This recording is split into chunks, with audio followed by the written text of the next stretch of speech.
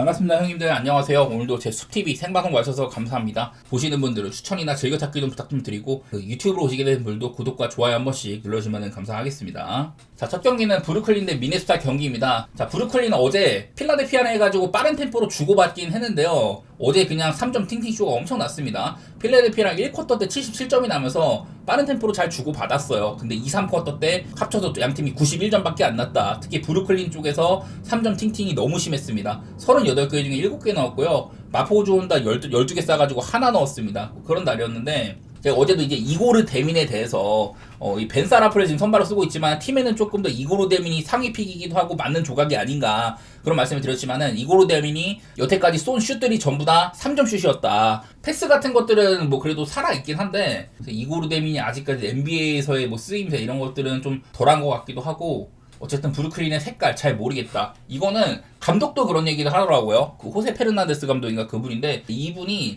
나도 우리 팀 애들이 열심히 하게 만드는 거를 실패를 했다. 걔네들한테 물어봐라. 내가 니들을 열심히 하게 하려면 어떻게 해야 되냐. 그러니까 한마디로 브루클린이 그냥 안 풀리고 있다는 얘기가 되는 겁니다. 감독조차 이런 말 할 정도로 옆에 있는 게 이제 이 정도의 실점들을 하면서 6전 전패라는 얘기가 되는 거거든요. 한마디로 현재 리그에서 가장 최악의 모습을 하고 있는 팀 중에 하나다 이런 건데, 지금 맞대결상으로는 미네소타한테도 한동안 약했습니다. 5전 전패를 달리고 있기도 하고, 미네소타가 브루클린 이렇게 91, 90, 86, 94, 102 뭐 이런 식으로 전부 다 저득점으로 묶었던 것도 보이는 것 같아요. 여기다 오늘 또 브루클린은 백투백인데, 미네소타는 지난번 샬럿이랑 했거든요. 그날은 근데 샬럿에 대한 억제는 조금 됐었어요. 또 이제 랜들이 이제 앤트맨이 없다 보니까 랜들이 공격에서 좀 주도를 많이 하긴 하는데, 랜들은 이제 좀 포스트업 기반 그런 선수이기도 합니다. 속공이나 이런 거보다는 하프코트 오펜스에서 포스트업으로 밀고 들어가가지고 슛을 한다든지, 여기서 기회 창출을 다른 친구들한테 만들어 준다든지 이런 식으로 하는데, 그러니까 좀 느린 편이라고 봐야겠죠. 미네소타 팀 자체가. 이날 뭐 디빈첸조의 3점 같은 것들도 꽤나 꽂히기도 하고, 홀리데싱에 뭐 딜링엄을 길게 쓴다던가 이런 거는 좋았는데, 그냥 뭐 샬럿을 잘 묶었다. 최대한 상대를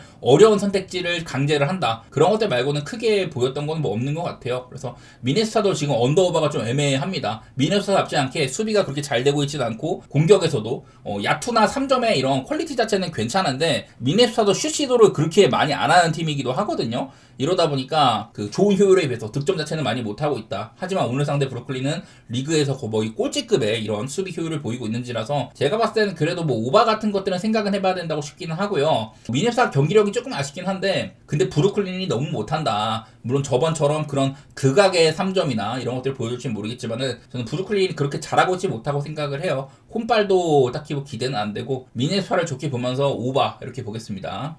자, 그 다음에 인디애나 대 미러키 경기입니다. 자, 여기는 일단은 인디애나의 뭐 이런 공백 같은 것들을 먼저 얘기를 해야겠죠. 칼리버튼뿐만 아니라 다수의 이런 좀 가드들이 많은 결장이 있다. 오비토피처럼 핵심 로테이션도 빠지고 있고. 근데 이제 지난번 경기 골스한테는 그날 인디애나가 뭐 백투백에다가 상황이 되게 안 좋아 보였는데, 그날은 이제 퀸튼 잭슨이 상당히 잘해줬어요. 기회를 봤더니 상당히 잘했다. 25득점 넣으면서 아마 더블을 했을 거예요. 굉장히 잘했었고, 중요한 순간에 3점이나 상대의 사기를 무너뜨리는 그런 득점들도 많이 해줬었습니다. 그리고 니스미스도 31점을 넣었어요. 그 전에 인디애나가 이제 지난 두 경기에서는 골스 전까지만 해도 니스미스, 워커, 벤 셰퍼드 이런 애들이 전부 좀 야투가 아주 안 좋았는데, 니스미스가 31점이나 넣었습니다. 3점도 잘 꼽기도 하고요. 시아캄도 27점이니까 나름대로 잘했었죠. 근데 이제 그 경기는 어찌 보면은 뭐 골스의 수비가 좀 안 된 것도 있기도 하고, 그리고 자유투도 많이 내주기도 했고요. 커리가 엄청 똥을 싸가지고 인디애나가 참 이기기 어려워 보이는 경기를 승리를 했는데, 보시다시피 지금 인디애나 이런 공격 퀄리티가 굉장히 안 좋게 찍힙니다. 아까 말했던 그 니스미스나 워커, 뭐 벤 셰퍼드 이런 애들이 야투 쳐박을 때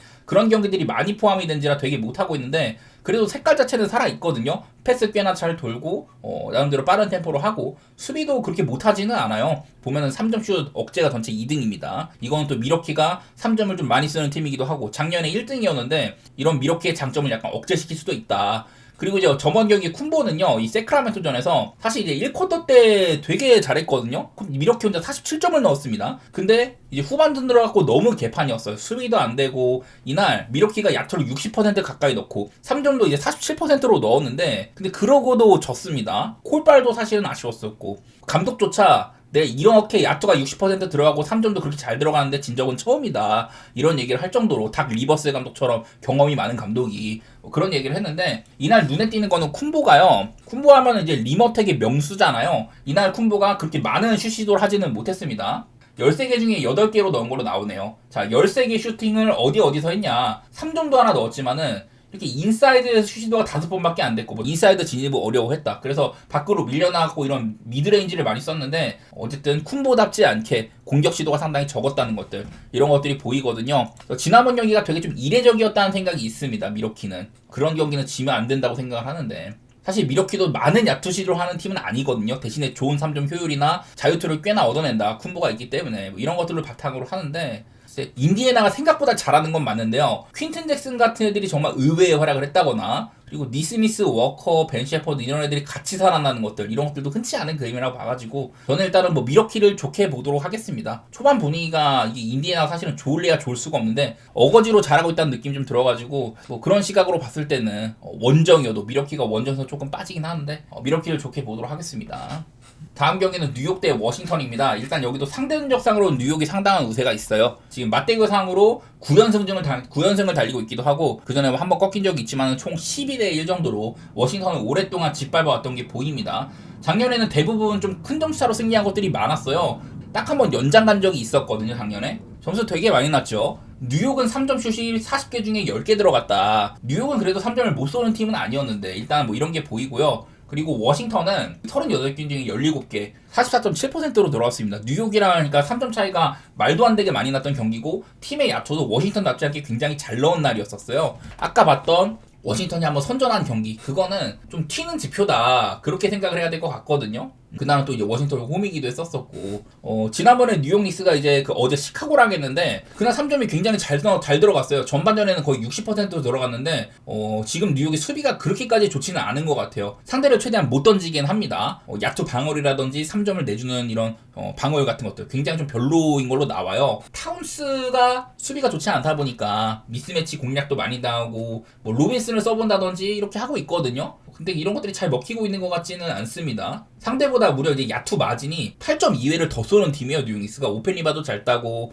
세컨 포인트 찬스 기회가 좀 많은데 그랬는데도 이렇게 점수가 저조하다는 거, 그런 거는 아쉬운 부분입니다. 야투 효율도 좋지가 않고, 그나마 브런슨이 살아났는데 타운스나 이런 애들이 죽으면서 좀 팀적인 균형이 한 번에 확 터지는 이런 것들이 많이 안 나오더라고요. 반대로 지금 워싱턴은 얘네들도 수비 효율이 꽤나 괜찮거든요. 반대로 실점은 굉장히 많다. 되게 빨리빨리 합니다. 본인들도 빠르게 하고 상대한테도 기회를 많이 내줘요. 사실 슈팅 효율은 나쁘지 않아. 근데 이 실점만큼 따라가지가 못한다는 거죠. 워싱턴이 뭐 약팀인 이유가 있다. 지난 두 경기 동안 워싱턴은 올랜도랑 오클라호마한테 108점, 94점 넣고 뭐 130점 가까운 실점을 했습니다. 공격에선 효율이 안 나오고 수비적으로 그냥 내줄 거 다 내줬다, 이런 날이어가지고 지금 뉴욕 닉스는 앞서 말한 팀들처럼 수비력도 갖추지 못하고 좀 애매하다는 느낌이 있긴 한데, 이거는 결국에 저는 워싱턴의 슛감에 따라 좀 달린 것 같거든요. 아마 워싱턴의 템포대로 서로 간에 좀 빠르게 주고받을 가능성이 있지 않나, 그런 생각인데, 일단 저 뭐 뉴욕 쪽이나 뭐 오바 이렇게 보고는 있지만은 이거 워싱턴의 슛감에 좀 많이 달려있는 것 같아요. 두 개 모두 다. 자, 그 다음은 보스턴 대 유타 경기입니다. 일단 여기도 보스턴이 맞대결상으로 유타한테 상당히 강했다고 하더라고요. 일단 5연승 달리고 있는 것도 그렇고, 작년에는 저득점을 묶으면서 뭐 대승 빈도가 좀 있었다. 이 보스턴이 지금 생각보다 그렇게 나쁘진 않거든요. 시즌 초반에는 지금 테이텀도 없고 이런 선수들 나가면서 걱정이 많다. 빅맨진에 니마이스, 퀘타나 마이나 다른 팀 가면은 거의 뭐 서드 자원급이라고 했는데 얘네들이 상당히 잘해주고 있는 것들이 보여요. 마이너스는 좀 이제 얄쌍한 스타일이지만 리바운드 간수 같은 것들은 괜찮고 슛도 넣을 줄 알고요. 퀘타는 되게 좀 전투적으로 싸워준다. 오펜 리바도 잘 따고 나쁘지 않더라고요. 보스턴이 생각보다는 인사이드가. 대신에 앞쪽에서 슈팅 같은 것들이 좀 기복이 심해서 그런데 그래도 봤을 때는 그렇게 나쁘진 않았었습니다. 근데 직전 휴스턴전은 너무 상대가 잘 터졌어요. 잘 터진 것도 있고 경기력 자체가 휴스턴이 왜 강팀인지 알 법했다. 생각보다 빅맨들은 잘 싸웠는데 외곽은 그렇게 못 따라갔던 것 같기도 하고. 근데 오늘 상대인 유타는요, 얘네들이 시즌 첫 경기 때 뭐 클파를 잡는다든지 종종 좋은 면모들을 보여줬었잖아요. 근데 일단 오늘은 원정입니다. 그동안 홈 경기에서는 잘 싸운 게 있었지만은 지난 두 경기 동안 샬럿이랑 그 피닉스한테 아주 안 좋은 경기를 했습니다. 그 경기들 전부 막판에는 잘했다고 생각이 되거든요. 하지만 이제 얘네 색깔대로 앞선이 그 턴오버 간수도 안 되고 실책도 되게 많기도 하고 상대한테도 압박도 안 되고 뭐 그런 것들이 보이더라고요. 여태까지 나온 게 조금 뽀록이지 않나, 오히려 그런 생각까지 들 정도라고요. 원정에서 딱 한 번 이겼는데 그게 세크라멘토예요. 그 당시에 사보니스랑 키거머리 없고 공격진도 그냥 라빈 말고는 개판이고, 유타가 세크라멘토한테 오펜시브 리바운드를 아주 많이 따가지고 그래갖고 더 많은 공격 기회 바탕으로 한 점 차 차로 겨우겨우 승리를 했었고 이후에는 원정 경기는 유타의 색깔대로 참 안 나온다. 내일도 저는 유타가 별로 희망이 없다고 보거든요. 여기 있는 것처럼 공격도 제가 좀 점수는 뽑는다고 했지만은 효율이 굉장히 안 나오고 있는 것들이 보입니다. 3점 같은 거 날아갔고 슛도 그냥 별로 안 좋고요. 마카네 말고는 사람이 없다고 봐요. 키온테즈가 지난번 경기도 18개를 쐈는데 2옵션급으로 쏠 정도로 그 정도의 선수는 절대 아니라고 생각이 됩니다. 직전 경기 또 이제 샬롯한테는 그날 103대 126으로 패배를 했는데 얘네들이 4쿼터쯤에 쿼터 한 중반까지 94점이나 뽑았거든요. 생각보다 오바로 갈만하다 이랬었는데 94점에서 100점까지 7분 걸렸어요. 아마 4쿼터 8분 딱 지나고 그때 이제 94점이었는데 경기 종료 1분 아래로 떨어질 때까지 그때까지 그러니까 7분 동안 6점 낸 셈이에요. 그만큼 슛 기복도 심하고 많이 꼬이기도 하고 뭐 그런 것들을 보여줬다고 생각이 됩니다. 여전히 수비는 좋지가 않고 이래가지고 저도 원정 유타 초반에 조금 이제 홈에서 뽀록 터진 거 말고는 이제는 유타를 좀 놔줘야 될 때라고 생각이 되네요. 보스턴도 그렇게 믿진 못하겠지만은 제 눈에는 유타가 더 못하고 있는 걸로 보입니다. 사실 어떻게 보면은 그 지난 두 경기를 아주 너무 못해서 문제긴 한데 뭐 그거보다 그러니까 조금 평균치로 수렴을 한다면은 약간은 뭐 괜찮을 수도 있겠지만은 어디까지나 그거는 감성적인 부분의 분석이라고 생각이 되고요. 요즘에 못하고 있는 거는 맞다. 원정에서도 약했었다. 보스턴 생각보단 괜찮다. 이런 느낌 살려서 보스턴 좋게 보면서 한번 또 언더 같은 것도 생각을 해보도록 하겠습니다. 사실 보스턴은 극 언더팀인데 유타는 그렇지는 않거든요. 이런 것 때문에 애매한데 요즘에 보스턴 경기 언더 보기가 조금 별로예요. 그래도 좀 언더로 보고 보스턴을 좋게 보도록 할게요. 그리고 다음 멤피스 대 디트로이트입니다. 일단은 맞대결상으로는 멤피가 디트한테 아주 강했더라고요. 9전 전승이었다. 심지어 이제 23-24 시즌 이때는 멤피스가 애들도 많이 빠지고 되게 안 좋았는데 뭐 이때는 디트로이트도 아주 안 좋은 시즌이었었죠. 아마 27연패인가 20몇 연패 그걸 했던 시즌이어가지고 이때도 뭐 다 이기긴 했더라고요. 아시다시피 멤피스의 상황이 말이 아닙니다. 제가 어제 이 모란트에 대한 얘기를 하면서 감독한테 개겼다. 그리고 이제 한창 작년에 멤피스가 시즌 초반에 아주 구단 역사상 최고의 공격이라고 보이던 시기가 있었는데 그때 이제 전반기쯤에는 멤피스의 승률이 상당히 좋다고 했었어요. 근데 후반기에 처박았다. 그 원인 중에 하나가 좀 뭐랄까 유기적인 흐름으로 잘 돌아가고 모두가 이렇게 슈팅 감도 좋고 3점도 많이 나오고 이랬었는데 이후에 이제 모란트 중심의 피켄롤 오펜스로 갔거든요. 그러니까 이제 모란트가 그 전까지 전반기 때는 평균이 한 20점대 언저리다가 후반기에 모란트의 평균 득점이 27점이었어요. 7점이나 올랐다. 모란트 개인의 스탯은. 하지만 팀적으로는 성적이 굉장히 곤두박질을 쳤다고 했었거든요. 그래서 작년 기준 모란트가 있고 없고는 오히려 없을 때가 팀적으로는 괜찮았고 오바흐름도 여전했다. 이런 말씀을 드렸는데 그래서 제가 어제 경기는 모란트가 없어도 멤피스가 토론토랑 같이 좀 뛰지 않을까 그렇게 봤는데 경기력이 너무 형편없었어요. 언더게임도 나오고 멤피스도 뭐 어떤 정체성이 있는 것도 아니고 따지고 보면은 KCP나 웰스 이런 애들 올 시즌 되게 못하고 있습니다. 그래도 KCP는 뭐 3&D의 정석이다 이런 그런 수식어가 많이 붙는데 지난 시즌 올랜도에서나 지금 멤피스에서나 전혀 도움이 안 되고 있는 모습이고요. 웰스도 지난 시즌 초반에 신이 난 포스였었다가 큰 부상을 겪었었죠. 그래서 복귀를 했지만 아직까지는 좋은 면모처럼 안 보이더라고요. 자책주도 파울 관리가 너무 안 되고 지난번 경기도 자책주가 그렇게 많이 뛰지 못했었어요. 늘 이제 파울 관리를 달고 살기 때문에 그런 부분에서 저는 내일은 이 디트로이트의 듀렌이 지난번에 그 댈러스 상대로 멕시코에서 열린 글로벌 게임 때 33득점을 했거든요. 그야말로 인사이더를 부쉈다. 뛸 수 있고 수비 가담 좋고 슛은 없지만은 전통적인 이런 센터의 역할로서는 아주 최고의 젊은 선수다. 이런 얘기를 할 만한데 그런 부분에서 내일도 멤피스는 자책주의 파울 관리가 안 될 가능성이 꽤 있다고 보거든요. 부실한 댈러스를 상대로 디트로이트도 그 글로벌 게임에서 굉장히 좀 타이트한 게임을 했는데 경기 종료 3분까지는 엄청 접전이었다가 이후에 결국에는 뭐 10점 차로 승리를 하더라고요. 커닝햄이 요즘엔 좀 이제 그 턴오버도 많이 줄고 생산력이 괜찮다. 뭐 그런 거는 할만한데 사실 뭐 디트로이트도 지금 되게 애매합니다. 공격이 생각보다 그렇게 잘 되고 있지는 않고 대신에 수비는 좀 된다 이런 것들이 있는데 디트로이트의 색깔은 아직까지는 저도 파악이 잘 안 돼요. 뭐 딱히 빠른지도 모르겠고 하프코트 오픈에서 커닝햄 정도 플레이메이커가 있으니까 그런 건 나쁘지 않은데 확실히 이 덩컨 로빈슨이 작년 말릭 비즐리만큼의 그런 대체제 역할을 하지 못하고 있는 점들 이런 것들도 아쉽기도 하고 저는 사실 이런 멤피스의 안 좋은 수비력들 자책주 정도의 DPOI를 땄던 선수가 있으면 수비가 좀 돼야 되는데 이런 것들이 잘 안 되고 있거든요. 공격에서는 그냥 빠르게만 한다. 야투 효율이 안 좋음에도 생각보다 이런 득점 등수 같은 것들은 괜찮죠. 그런 것들만 보이는데 한마디로 지금 멤피스는 저는 좀 색깔이 애매하다고 보여요. 내일 이제 모란트가 복귀를 하는 거 지금 팀적으로 마찰도 많이 있고 어떤 영향을 줄지는 모르겠지만은 직전 경기가 멤피스가 너무 바닥이었다 보니까 모란트 입장에서 속으로 웃고 있을 거예요. 나 없으니까 니들 안 되지 약간 뭐 그런 마인드일 텐데 글쎄 저는 멤피스가 올 시즌 초반 이런 내부 분열도 있고 안 돌아가고 있다고 생각을 하거든요. 디트로이트를 좀 더 좋게 보는 정도? 그거 말곤 잘 모르겠네요. 언더오버도 사실은 이제 디트로이트가 맞춰가는 느낌이라 가지고 언더오버 좀 애매한 것 같습니다. 236.5는 원래 멤피스면 모르겠는데 올 시즌은 좀 오락가락해서 빡세 보이네요. 디트만 좋게 보고 그리고 뭐 언더 살짝 생각해 보도록 하겠습니다. 다음은 휴스턴 대 댈러스입니다. 자, 휴스턴은 직접 보스턴한테 그냥 퍼펙트한 경기를 했다고 생각이 돼요. 너무 잘했습니다, 그날. 그날 또 슛도 굉장히 잘 터졌었어요. 지금 이제 구성으로는 벤블릿이 없는 상황에서 작년에 휴스턴이 이제 3빅 라인업, 자바리, 센군, 아담스 이렇게 3명의 빅맨을 썼을 때 수비율이 굉장히 좋았다 이런 말씀을 드렸는데, 근데 그렇게 초반에 좀 하니까 핸들러가 부족한 거 그런 것들이 드러났거든요.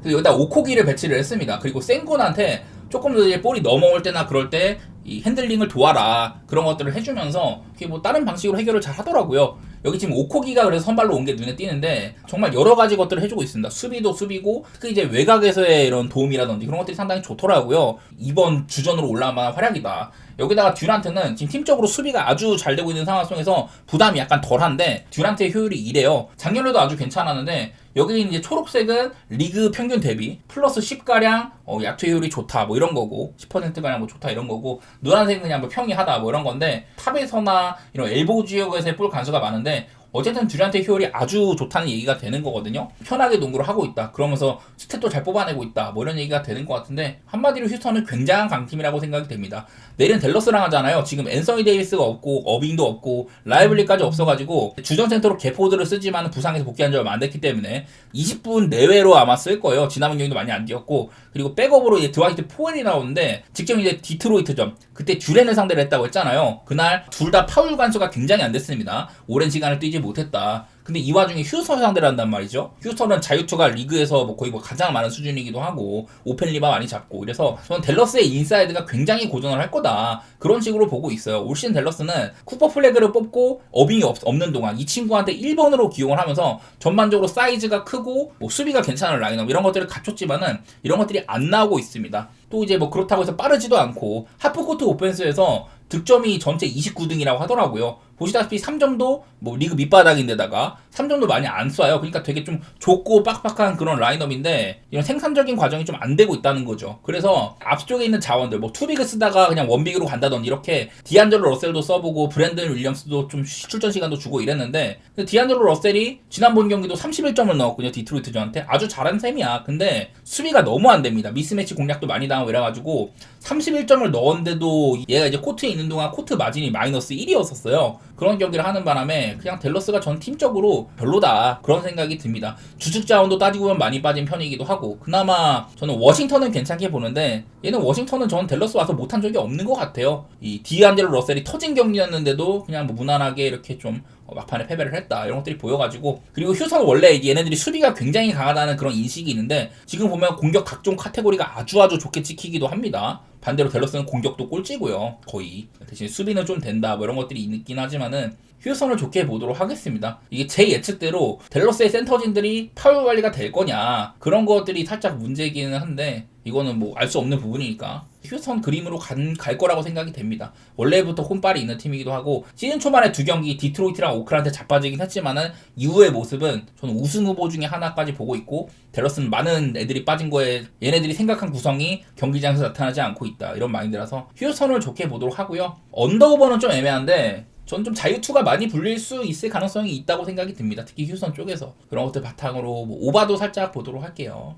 그 다음에 이제 덴버 대 세크라멘토 경기 있는데요. 덴버가 세크한테는 얘네들도 이제 5연승 중이라고 합니다. 작년에는 좀 타이트한 게임이 많긴 했지만 어쨌든 5연승을 달리고 있다고 해요. 뭐 지금 덴버는 사실 요키치가 좀 애매하죠. 사실 이게 요키치도 나이가 아마 한 32살인가 그래요. 이게 역대급 센터들 사실 막 엄청 롱런하는 빈도는 많이 없습니다. 최전 경기 구간이 보통 30대 초반에 꺾여요. 올 시즌 요키치가 뭐 유로바스켓도 뛰고 오기도 하고 부상도 살짝 달고 있기 때문에 올 시즌에 뭐 이런 득점 같은 것들이나 전반적인 이런 역량 같은 것들이 살짝 떨어져 보이는 게 사실이긴 하잖아요. 그런 것들에서 살짝 의심이 되기는 한다. 자, 이제 세크라멘토인데 일단 내일은 세크라멘토는 결장이 조금 이렇게 있을 수도 있습니다. 퀘셔너블이 몇 명 들어와 있는데요. 라인업 보면은 어쨌든 전부 5명 모두 다 볼을 어느 정도 만지는 애들이기도 하고 슛도 전부 외곽에서 쏠 수 있는 애들이거든요. 그런 거에서는 사실 좀 현대적인 라인업을 할 수가 있는데 근데 수비가 너무 안 되기도 합니다. 얘네들은 특히 이 주전 라인업은 마진이 굉장히 안 좋은데 오히려 벤치는 좋게 찍히거든요. 자, 내일 이제 결장 예상되는 라빈이랑 슈로더를 먼저 보겠습니다. 자, 일단 라빈은 얘는 지금 스탯 자체는 굉장히 아주 좋게 찍혀요.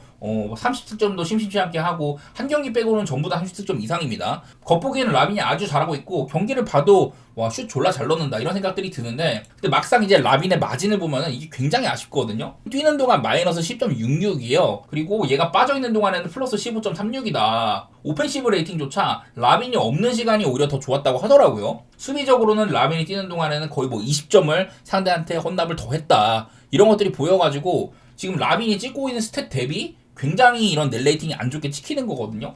내일 또 이제 결장 예상되기도 하는 슈로더를 또 보니까 얘도 이제 뛴 시간이랑 뭐 결장한 시간을 보니까 뛴 시간이 더 많긴 한데 얘가 뛸 동안 거의 뭐 30점가량 마이너스였다고 합니다. 오펜시브 레이팅도 얘가 뛰는 동안 한 6점가량 떨어지기도 하고 디펜시브 레이팅 실점 기대치는 25점가량 많다. 한마디로 세크라멘토의 주전 라인업은 수비가 안 된다는 거거든요. 제가 찾아보니까 지금 여기 있는 슈로더, 서브룩, 라빈, 드로잔, 사보니스, 서브룩은 지금 주전을 먹었다고 하기도 좀 애매하죠. 키온 앨리스를 쓴다든지 뭐 이런 식으로 변화가 좀 있었는데 서브룩은 이 주전 라인업 중에 유일하게 넷 레이팅이 플러스가 찍히는 선수입니다. 다른 뭐 드로잔이나 사보니스 모두 다 코트 위에 있는 동안 마진이 엄청 마이너스거든요. 그러니까 이 세크라멘토는 주전이랑 벤치의 이 마진이 주전이 엄청 안 좋고 오히려 이 벤치 구간에서 조금 더 플러스가 된다. 사실 그렇게 제일 많이 보이는 게 몽크라든지 그리고 뭐 키온 앨리스 이런 애들인데 좀 이제 빠질 가능성이 좀 있다는 셈인 거죠. 몽크도 없기도 하고.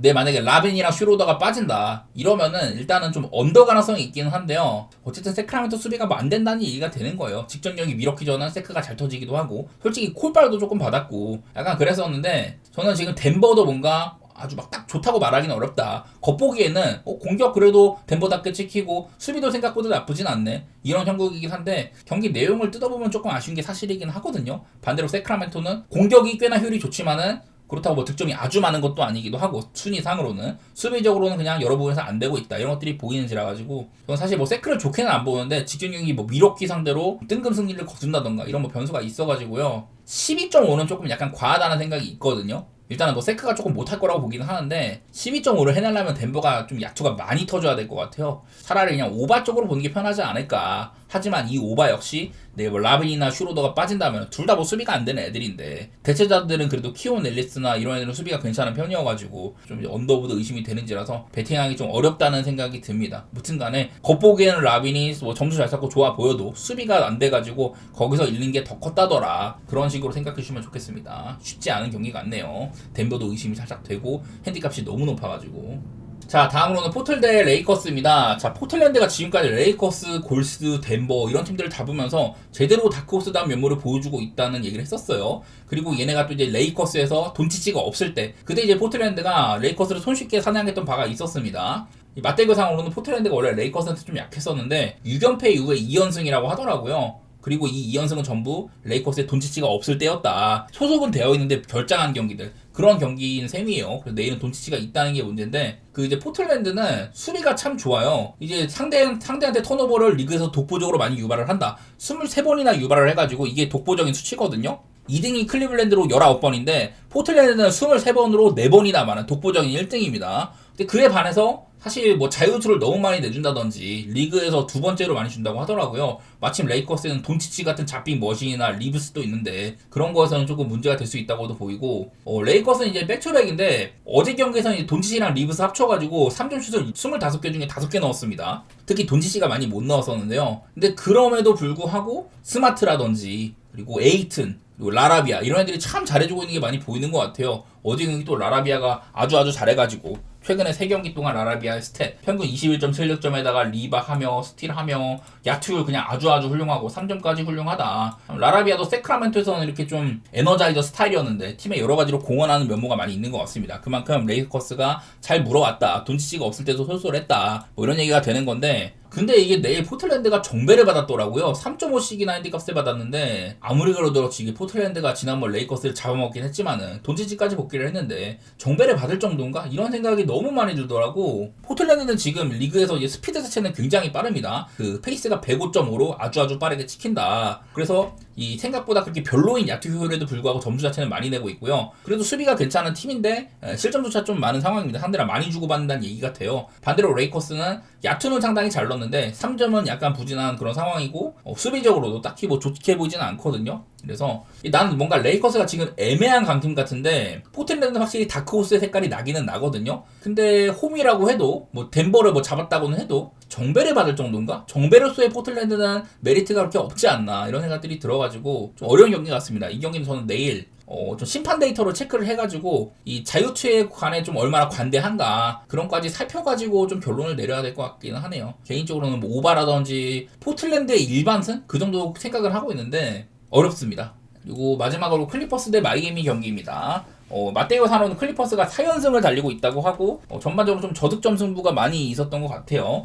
이거는 근데 마이애미도 원래 느린 팀이고 클리퍼스도 지금도 리그에서 가장 느린 팀인데 이런 것들이 좀 충돌을 했던 것 같고 지금은 마이애미가 색깔이 많이 바뀌었습니다. 리그 전체 페이스 1등이다. 여러 가지 뭐 이런 트랜지션이라든지 뭐 속공 빈도, 아이솔레이션 그리고 원래는 이제 좀 피켓롤 게임, 2대2 게임 이런 것들이 많았는데 그냥 그런 것들이 지금은 빈도가 상당히 줄었다고 얘기를 많이 했었죠. 한 시즌 만에 색깔이 많이 바뀌었다. 지난번 경기 때는 마이애미가 레이커스전에서는 자유투가 70%도 안 됐었고 3점도 팅팅쇼가 엄청 많았는데 그럼에도 120점이나 뽑으면서 지긴 했지만 250점 게임이 났거든요. 마이애미답게 빠른 게임으로 주고받았다. 그래도 그날 이제 뭐 하키드 주니어 같은 애들 이런 애들은 30점 넣고 잘했었죠. 다시 대신에 뭐 다른 애들이 약간 모자랐다든지 그런 게 있었는데 내일은 이제 파웰이 복귀할 수도 있다고 합니다. 파웰이 이제 원래 클리퍼스 작년에 소속이었잖아요.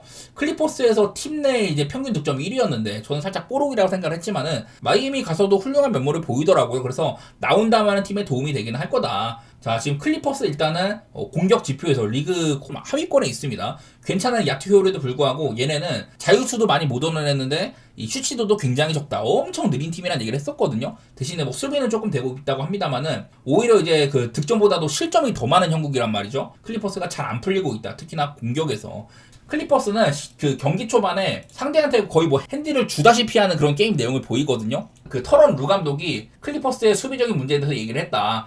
모든 게임에서 1쿼터에 우리는 그 155의 디펜시브 레이팅을 보인다. 디펜시브 레이팅은 높을수록 안 좋은 겁니다. 경기 초반 한 7분 구간이거든요. 한마디로 스타터들이 뛰는 그런 시간대에 디펜시브 레이팅이 155라는 겁니다. 굉장히 안 좋은 거예요. 근데 그 이후로는 우리는 리그에서 두 번째로 디펜시브 레이팅이 좋은 팀이 된다. 한마디로 스타터가 개판이고 이후에는 수비가 잘 돌아간다는 얘기가 되는데 근데 맨날 얘는 이 빌이 부상일 때는 보그단을 쓴다든지 지금도 빌을 주전으로 쓰고 있고 데릭 존스 주니어가 사실은 못하는 선수도 아니거든요. 에너자이저 스타일인데 근데 이 자리에 주바치랑 참 알맞는 리바운드 도와줄 수 있고 슛도 쏠 수 있고 여러 가지 할 수 있는 존 콜린스가 있는데 걔를 선발 안 쓰거든요. 여기에다가 존 콜린스랑 그리고 이 빌 대신에 던 얘네들이 나올 때가 상당히 좋아요. 근데 그거를 지표로도 보이고 본인도 알고 있으니까 그런 인터뷰를 하는 건데 그렇게 안 쓰고 있단 말이죠. 참 감독의 고집 같습니다. 참 작년에 성공적이었던 크리스 던 써가지고 하든도 보좌를 해주고 그런 좋은 수비 내용을 보았던 그런 것들이 이미 겪었음에도 안 쓰고 있단 말이에요. 참 그래가지고 저는 클리퍼스가 확실히 스타터에 문제가 있는데 왜 이러나 싶습니다. 마이애미도 못하지도 않죠. 3점 같은 거 훌륭하고 빠른 템포를 바탕으로 점수도 많이 뽑는다. 심지어 수비까지 좋다. 이런 팀인지라 마이애미가 꽤 단단한 팀이라고 생각이 듭니다. 안 그래도 지금 히로랑 파웰이 없는데 집중경기 레이커스한테도 잘 싸운 편이고 저는 그냥 마이애미 프렌이나 뭐 오바 같은 거 생각 중이에요. 사실 오바는 이 클리퍼스가 그냥 이런 팀이기 때문에 수비는 잘하는데 공격 지표는 특히 이제 득점이 굉장히 적다. 야투시도 최근 5경기 동안 83회로 리그 꼴찌, 자유투도 19.8회로 뒤에서 3등 그런 팀이어가지고 사실 클리퍼스 때문에 언더오버는 보기 어려운데 마이애미의 색깔? 상대가 언더팀일 때도 빠른 템포로 서로 주고받게끔 한다 뭐 이런 것들이 보여가지고 마이애미 프렌이나 저는 오바 쪽 생각 중인데 사실 오바는 조금 별로기는 해요. 클파 때문에.